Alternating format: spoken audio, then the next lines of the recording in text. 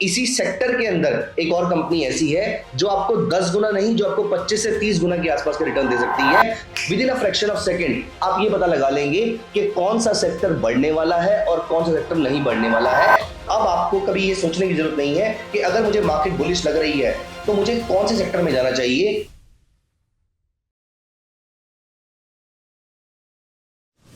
हाय दोस्तों, welcome to my channel Himanshu Arora by Upsearch. दोस्तों, video शुरू करने से पहले मैं आपसे एक क्वेश्चन पूछना चाहता हूं। मान लेते हैं कि आपकी पहली जॉब लगी है 3 लाख रुपए पर मंथ की। Will you be happy? बताइए मुझे कमेंट सेक्शन में आपका रिएक्शन कैसा होगा। Let me guess, I believe ज्यादातर लोगों ने यस लिखा होगा, राइट? चलिए इसका फॉलोअप क्वेश्चन, अगर आपकी सैलरी 3 लाख रुपए पर मंथ है लेकिन आपके आसपास फैमिली के जितने मेंबर्स हैं, सिटी है, स्टेट है, कंट्री है, हमारे यहां पर मान लेते हैं कि average salary is approximately 20 lakh rupees per month. Now at 3 lakh rupees, will you be happy? Chances are no. चलिए एक और क्वेश्चन, आपकी सैलरी लेट अस से 5000 रुपीस पर मंथ है, will you be happy? Most likely आपका आंसर आएगा no. लेकिन what if आपके आसपास, आपके परिवार में, आपकी सिटी में, स्टेट में, कंट्री में, आपके आसपास जो पर कैपिटा सैलरी है that is only 1000 rupees per month, जबकि आपकी है 5000 rupees per month. Now tell me, will you be happy? Most likely yes. दोस्तों, यहां पर हमें सीखने को क्या मिलता है? बहुत बार ऐसा होता है कि एब्सोल्यूट नंबर्स कम मैटर करते हैं, what matters more is relative numbers. दोस्तों, ये बात स्टॉक मार्केट में भी सही है। मैं अगर आपको बोलूं कि यहां से गोल्ड ऊपर जाएगा और गोल्ड हाइपोथेटिकली 1 लाख रुपए हो जाएगा, आप गोल्ड परचेज करने के बारे में सोचेंगे क्योंकि गोल्ड आपको लेट अस से इस साल 15% के आसपास का आरओआई देने वाला है, या फिर ऑन एन एवरेज गोल्ड ने आपको 15% के आसपास का आरओआई दिया है, हाइपोथेटिकल नंबर। यहां पर अगर मैं आपको यह बताऊं कि गोल्ड तो 15% देने ही वाला है, लेकिन इसी के साथ ही बहुत ही हाईली कोरिलेटेड सिल्वर आपको अप्रोक्सीमेटली 22% का आरओआई देने वाला है, और दोनों ऑलमोस्ट साथ साथ चलते हैं, लेकिन सिल्वर ज्यादा वॉलेटाइल होने की वजह से ये आपको ज्यादा रिटर्न देने वाला है आने वाले कुछ सालों के अंदर। अब आप गोल्ड एक्यूमुलेट करेंगे या silver? I am not sure about everyone, but I am very sure कि कुछ लोग तो सिल्वर की तरफ डेविएट हो ही गए होंगे कि अगर दोनों में हाई कोफिशिएंट ऑफ कोरिलेशन है, फॉर एग्जांपल 90-95% के आसपास, ये दोनों साथ साथ चलते हैं, साथ ऊपर जाते हैं, साथ नीचे जाते हैं, लेकिन सिल्वर उसके बावजूद आपको 20-21-22% के आसपास का रिटर्न देने वाला है, जबकि गोल्ड नहीं देने वाला है। तो चांसेस आर वेरी हाई कि जो थोड़ा सा भी ज्यादा रिस्क ले सकते होंगे वो सिल्वर परचेज करने के बारे में सोचेंगे यहाँ पर। दोस्तों, अगर मैं आपको ये बताऊं कि ये एक स्टॉक है जो अगले 10 साल में मल्टीबैगर बनने वाला है और अगले 10 साल में ये 10 गुना हो जाएगा, तो आप इमीडिएटली उसको बाय करने के बारे में सोचेंगे। लेकिन साथ में अगर मैं ये बताऊं कि इसी सेक्टर के अंदर एक और कंपनी ऐसी है जो आपको 10 गुना नहीं, जो आपको 25 से 30 गुना के आसपास का रिटर्न दे सकती है, तो अनडाउटेडली आप सेकंड वाले प्रोडक्ट पे शिफ्ट हो जाओगे।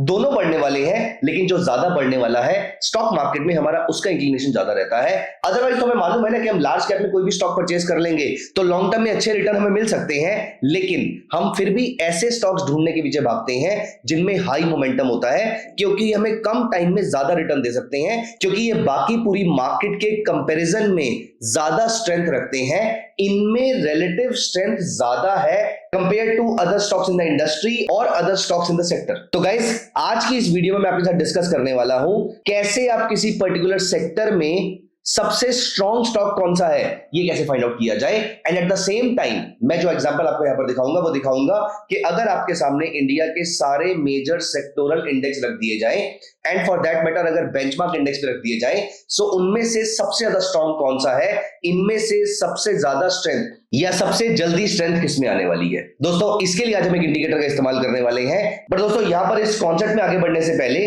मैं आपसे पूछना चाहूंगा कि आपने कभी एक इंडिकेटर का नाम सुना है, रिलेटिव स्ट्रेंथ इंडेक्स? अगर हां, तो क्या आप कमेंट सेक्शन में बता सकते हैं कि रिलेटिव स्ट्रेंथ इंडेक्स करता क्या है? इस वीडियो को यहां पर पॉज कीजिए और 10 सेकंड यूज कीजिए, 30 सेकंड यूज कीजिए और लिखिए कि आपके अकॉर्डिंग रिलेटिव स्ट्रेंथ इंडेक्स क्या करता है। दोस्तों, रिलेटिव स्ट्रेंथ इंडेक्स ये बताता है कि मेरा स्टॉक आज जिस मोमेंटम से ट्रेड हो रहा है, ये मोमेंटम पिछले 14 दिन के मोमेंटम से ज्यादा है या कम है। अगर मेरा मोमेंटम बढ़ता जा रहा है तो इसका मतलब मेरा आरएसआई स्ट्रांग होता जाएगा, और अगर मेरा मोमेंटम कम होता जा रहा है तो मेरा आरएसआई नीचे आता जाएगा, मेरा आरएसआई वीक हो जाएगा, और अगर ये बहुत ज्यादा कम हो गया है तो मेरा आरएसआई ओवरसोल्ड में चला जाएगा। दोस्तों इसी कॉन्सेप्ट से इंस्पिरेशन लेते हुए एक इंडिकेटर बना जिसका नाम है comparative relative strength. Comparative relative strength इस डेटा को, जो आपका करंट डेटा है, वो पुराने डेटा से कंपेयर नहीं करता, ये आप जिस इंडेक्स से चाहते हैं उससे कंपेयर करता है। मैं यहां पर आपको एग्जांपल दिखाता हूं, और ये वो इंडेक्स है जिसके थ्रू आप आराम से पता लगा सकते हैं, with in a fraction of second आप ये पता लगा लेंगे कि कौन सा सेक्टर बढ़ने वाला है और कौन सा सेक्टर नहीं बढ़ने वाला है, कौन सा सेक्टर ज्यादा स्ट्रांग है और कौन सा सेक्टर वीक है, कौन से सेक्टर में बाइंग ज्यादा आ रही है और कौन से सेक्टर में बाइंग नहीं आ पा रही है। तो यहां पर मैंने अपनी स्क्रीन पे ट्रेडिंग व्यू ओपन कर लिया है और यहां पर मैंने इंडिकेटर लगाया कंपैरेटिव रिलेटिव स्ट्रेंथ। मैंने टाइप किया COM, तो मेरे सामने आ गया कंपैरेटिव रिलेटिव स्ट्रेंथ। अब यहां पर देखिए, इस इंडिकेटर के बारे में पहले हम बात कर लेते हैं। सो इस इंडिकेटर में यहां लिखा हुआ है निफ्टी 50 और IDX 10।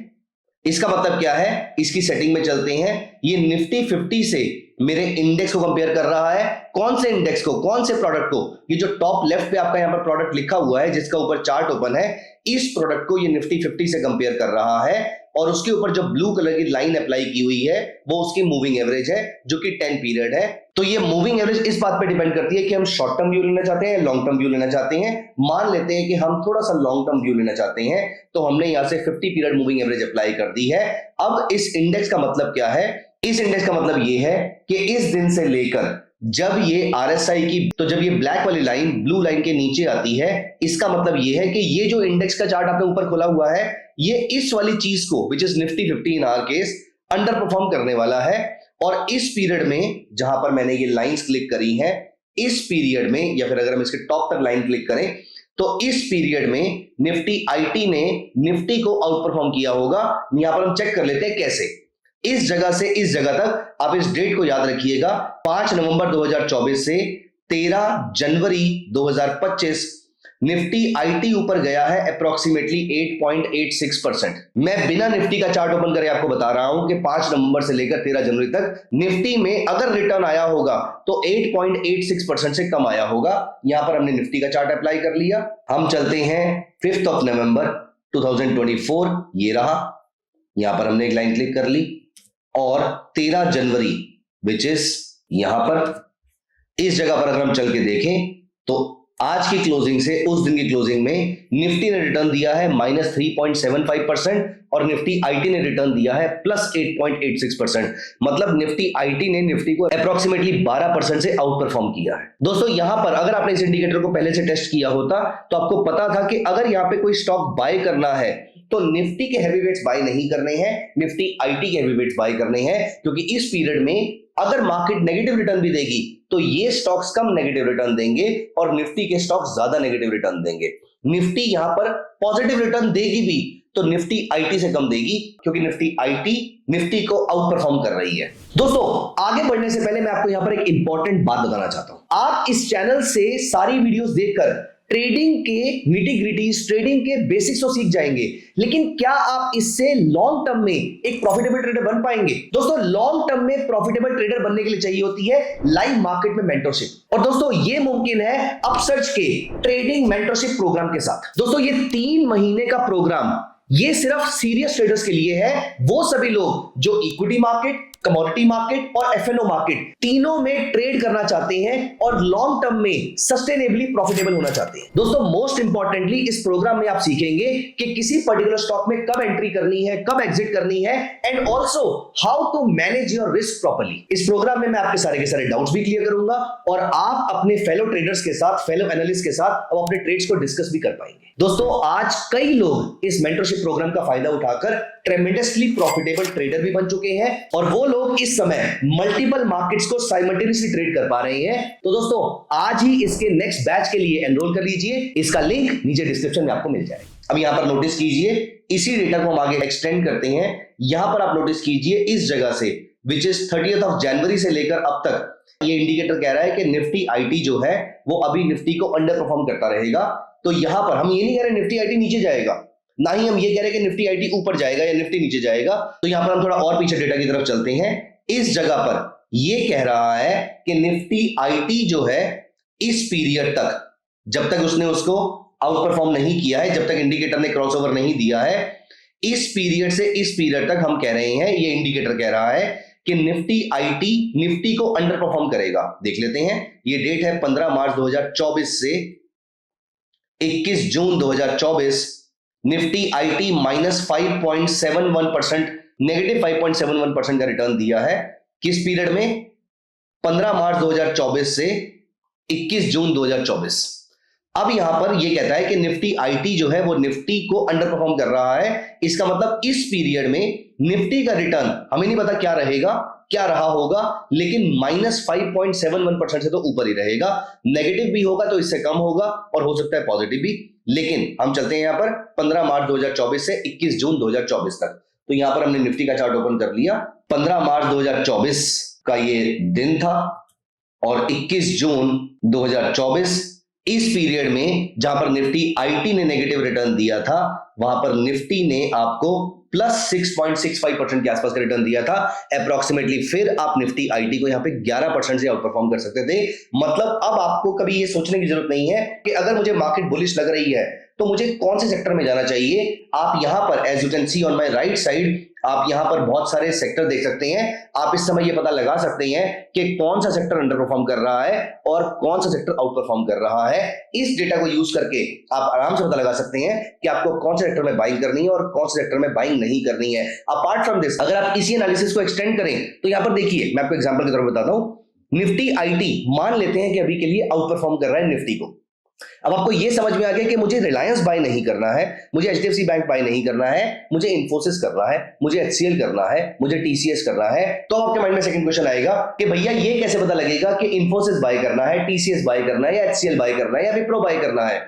तो यहां पर मैं आपको बता दूं, इंटरेस्टिंगली ये इंडिकेटर सिर्फ इंडेक्स से कंपैरिजन नहीं करता, ये इंडिकेटर स्टॉक को भी कंपेयर करता है। फॉर एग्जांपल, अगर मेरे पास डाउट है कि मुझे इन्फोसिस और टीसीएस में से कोई एक शेयर परचेज करना है, तो मैंने ऊपर डाला इन्फोसिस और नीचे यहां पर मैंने डाल दिया टीसीएस। अब आप देखिए 50 पीरियड मूविंग एवरेज मैंने यहां पर लगा दी। इस पूरे पीरियड में आप नोटिस कीजिए, इन्फोसिस ने, जो कि हमारा ऊपर मेन चार्ट है, टीसीएस को आउट परफॉर्म किया है। आपका टास्क ये है कि इस पीरियड में 21 मई 2024 से 31 अक्टूबर 2024 तक इस पीरियड में इन्फोसिस ने कितना रिटर्न दिया और टीसीएस ने कितना दिया। इन्फोसिस ने टीसीएस से ज्यादा रिटर्न ही दिया होगा।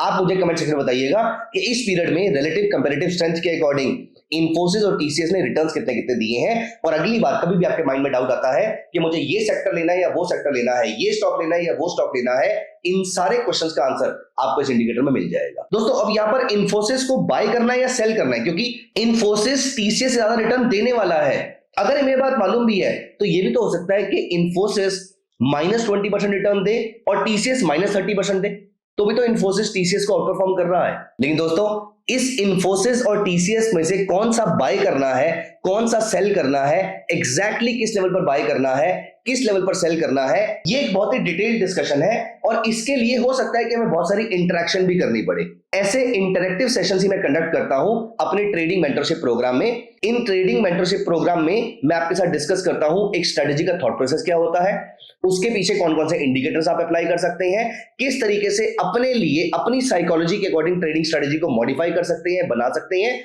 उनके स्क्रीनर कैसे बनाए जाए, उनके स्क्रीनर को बैक टेस्ट कैसे किया जाए, और ऐसी ही कुछ कॉम्प्लिकेटेड स्ट्रेटेजीज जैसे कि मैंने आज एक इंडिकेटर यूज करके करी है, इन सबके थ्रू एग्जैक्टली कहां पर एंट्री करनी है, कहां पर एग्जिट करनी है, क्या स्टॉप लॉस रहेगा, क्या टारगेट रहेगा, ये सारी की सारी चीजें मैं आपके साथ डिस्कस करता हूं अपने ट्रेडिंग मेंटरशिप प्रोग्राम में। इसकी डिटेल्स नीचे डिस्क्रिप्शन में दी हुई है, आप जाकर उसको चेक कर लीजिए। Thank you so much guys, bye bye, take care of yourself.